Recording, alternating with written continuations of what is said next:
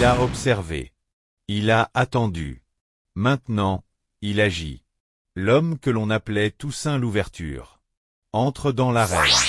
1. La guerre éclate. En 1793, Saint-Domingue devient un champ de bataille. D'un côté, les colons, les royalistes, les planteurs blancs. De l'autre, les esclaves insurgés. Et au milieu, la France révolutionnaire, embourbée dans sa propre tourmente. Toussaint prend les armes. D'abord, il s'allie aux Espagnols de l'est de l'île. Mais il ne combat pas pour une couronne. Il combat pour un principe, la liberté. 2. L'intelligence tactique. Ce qui frappe, chez Toussaint, ce n'est pas seulement sa bravoure. C'est son génie militaire. Il lit les plans. Il comprend les cartes. Il anticipe les manœuvres ennemies. Ses ennemis, souvent mieux équipés, mieux entraînés, ne comprennent pas comment cet homme a franchi les bêtes. Il transforme des esclaves en soldats disciplinés. Il construit une armée. Une vraie.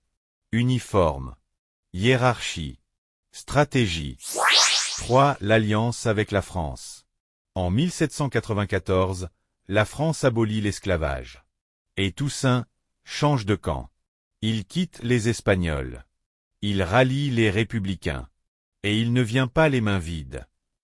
Il vient avec une armée noire, redoutable, motivée. Ensemble, ils repoussent les troupes espagnoles. Puis ils écrasent les colons français restés royalistes.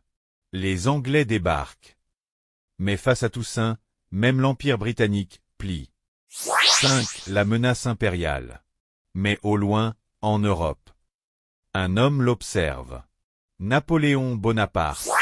Il ne supporte pas l'idée qu'un noir, ancien esclave, règne sur une colonie française. Et encore moins qu'il l'administre mieux que lui. La République laisse place à l'Empire. Et la liberté recommence à trembler.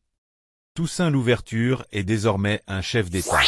Mais dans les ombres de l'Atlantique, une flotte se prépare. Des ordres sont donnés. Et bientôt, Napoléon frappera. Prochain épisode, la trahison de Napoléon. Quand un empire croit pouvoir faire taire la liberté, mais que la liberté refuse de mourir.